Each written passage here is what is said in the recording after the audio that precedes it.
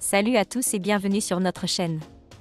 Aujourd'hui, on plonge dans une affaire qui fait beaucoup parler, la rupture très médiatisée entre Nadège Lacroix, gagnante de Secret Story, et Emmanuel, candidat de Marié au premier regard. Alors que la situation entre les deux ex se complique, Nadège a décidé de porter plainte, et Emmanuel a finalement décidé de briser le silence. On vous explique tout.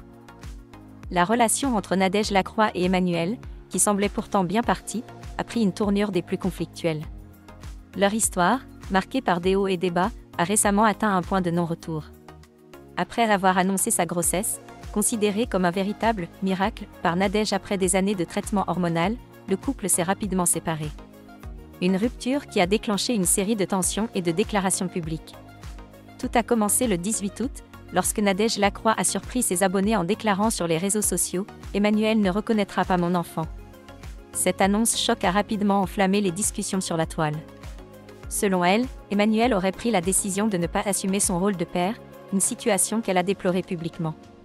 La situation s'est encore envenimée lorsque le blogueur Akabab a suggéré que Nadège aurait eu un comportement problématique envers les enfants d'Emmanuel.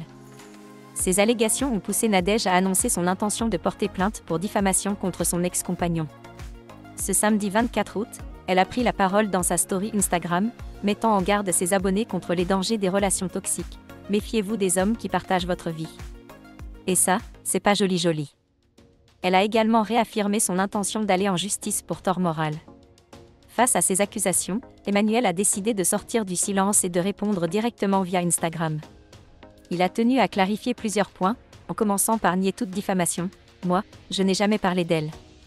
Vous m'avez vu parler d'elle une seule fois ?»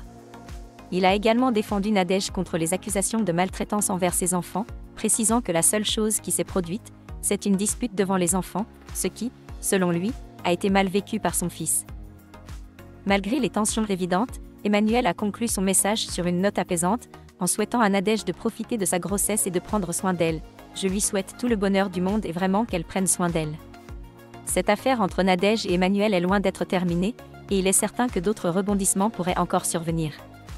En attendant, il semble que chacun essaie de gérer cette situation compliquée à sa manière. Restez connectés.